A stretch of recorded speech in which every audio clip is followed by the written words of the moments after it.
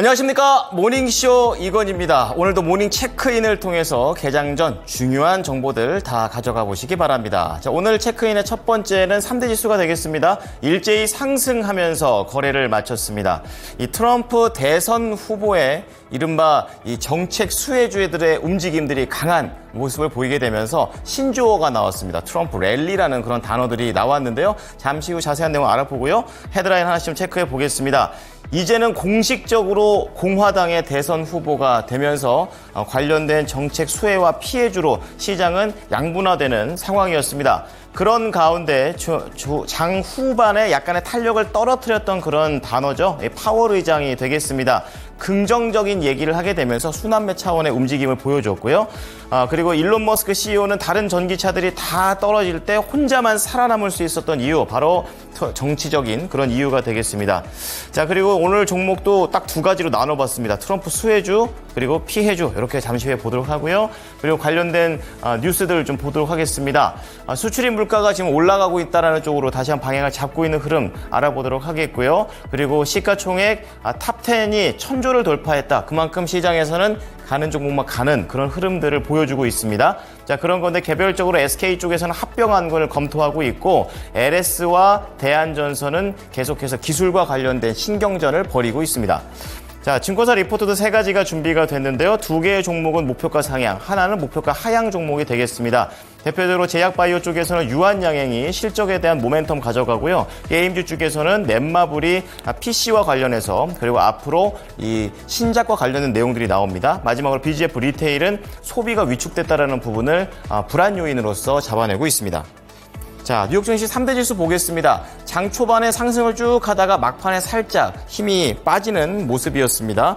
우선은 트럼프 랠리였습니다. 이 친시장적인 정책을 평소에 많이 말했던 트럼프였었기 때문에 이러한 기대감이 반영되면서 정책 수혜주 그리고 정책 피해주로 나뉘는 모습이었었고요. 장 막판에 약간 좀 탄력이 줄었던 거는 파월 의장이 조기금리 인하를 시사를 하게 되면서 조금 기술주로 갔었던 쏠림 현상이 분산되는 흐름이었습니다. 그래서 중소형주들이 좀 더 강세를 띠게 되는 순환 매장이 지속됐습니다.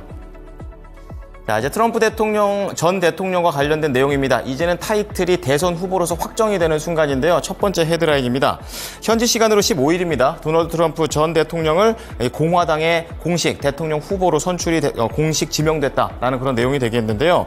공화당 전국위원회는 이날 위스콘신주 밀워키에서 열린 전당대회에서 트럼프 전 대통령이 대의원의 과반을 확보하면서 후보직을 확정했다라고 발표를 했습니다. 관련해 CNN 방송 쪽에서도 트럼프 전 대통령은 플로리다주 대의원들을 확보하면서 대선 후보가 되기에 충분한 표를 얻었다고도 전했는데요. 이날 트럼프 대통령은 여러 가지로 긍정적인 내용들이 많았습니다. 미국 법원 쪽에서는 트럼프 대통령의 기밀문서 유출 사건이 있었었는데 이제 이 부분과 관련해서 기각을 해버리는 그런 내용도 나왔고요.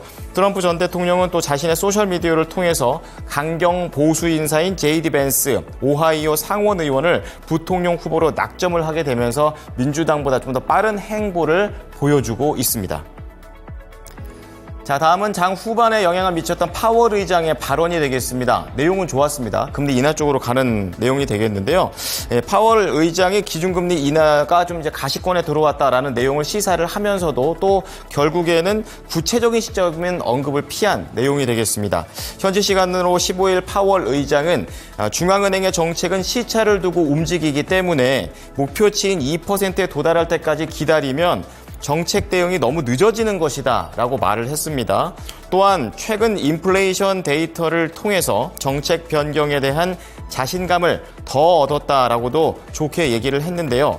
하지만 뒤에서는 어떤 회의든 한 방향이나 또 다른 방향의 신호를 보내지는 않을 것이라고 신중한 모습을 다시 한번 강조하기도 했습니다. 자, 이 밖에도 파월 의장은 미국 경제 전망에 대해서는 경착륙은 가능성이 적은 시나리오라고도 좋게 평가를 했고요. 이러한 트럼프 전 대통령의 내용과 그리고 이런 파월 의장의 발언이 계속해서 서로 상쇄가 되면서 결국에는 파월 의장 쪽에 살짝 더 기울어가는 흐름으로 이날 거래를 마쳤습니다. 자, 그리고 전기차 관련해서는 머스크 CEO의 정책과 관련된 그런 내용들이 좀 나오는 모습인데요. 우선은 일론 머스크 CEO가 도널드 트럼프 전 대통령의 피격 사건과 관련해서 트럼프에 대한 지지 의사를 공식적으로 표명한 뒤에 다른 종목들은 다 밀렸지만 전기차 쪽에서는 테슬라만 장중에 강세를 띠는 흐름을 보였습니다. 이것과 관련해서 금융 전문 매체인 마켓워치는 테슬라의 주가가 다시 급등하게 된 배경에 대해서 전기차 판매라든지 로보택시와 관련된 것은 아니다라고 선을 그었고요. 트럼프 전 대통령 피격 사건이 영향을 준 것이다라고 얘기했습니다. 자, 이 밖에 머스크 CEO는 로보택시와 관련해서도 공식적 발언을 내놨는데요. X를 통해서 자동차의 앞부분에 중요한 디자인 변경을 요구했고 추가되는 시간은 우리가 몇 가지 다른 것들을 보여줄 수 있게 한다라고 쓰면서 시장에 추가적인 로보택시 재료들도 나오게 했습니다. 자, 특징주 보겠습니다. 대표적으로 트럼프 수혜주부터 체크해 보겠습니다. 에너지, 비트코인, 헬스케어 이렇게 보시면 되겠는데요. 에너지 쪽에서는 아시다시피 신재생 에너지 쪽보다는 화석 에너지와 관련된 정책을 계속해서 연설을 통해서 하고 있죠. 그렇기 때문에 좀 더 무게를 그쪽에 둘 것이다라는 기대감이 반영되면서 대표적으로 엑소모빌과 같은 이런 종목들이 긍정적인 흐름을 보여줬습니다. 1.7% 장중에 더 올라가기도 했었고요. 115달러에 거래를 마쳤습니다.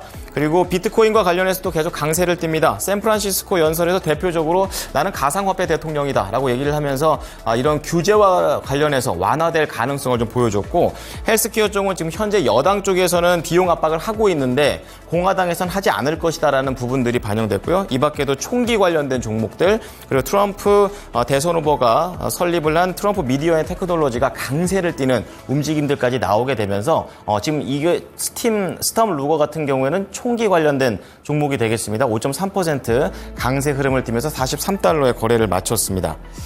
자, 다음은 트럼프 피해주 좀 체크를 해보겠는데요. 신재생, 그리고 전기차, 그리고 미중 무역 분쟁과 관련된 종목들이 되겠습니다. 대표적으로 어제도 말씀을 드렸었던 태양광 관련된 종목들이 오늘 대거 이러한 내용들에 따라 차익이 나오는 흐름이었는데요. 대표적으로 가장 많이 밀린 게 솔라엣지 테크놀로지스입니다. 15% 급락을 하게 되면서 26달러 79센트 거래를 마쳤고 이 밖에도 퍼스트 솔라가 8.5% 하락을 하게 되면서 이제 트럼프 대선 후보가 당선이 된다면 지원이 악화될 가능성이 커진 것 아니냐라는 부분들이 반영이 됐고요. 전기차 같은 경우에는 테슬라를 제외하고 리비안이 3.3, 루시드가 15%, 그리고 중국차 3인방 모두 다 하락을 하는 모습입니다. 마지막으로 미중 갈등과 관련해서는 핀두어도가 3.1%, 알리바바 2.0, 그리고 지금 나오고 있는 바이두 역시 5.9% 하락세를 보이게 되면서 93달러 15센트에 거래를 마치는 흐름이었습니다.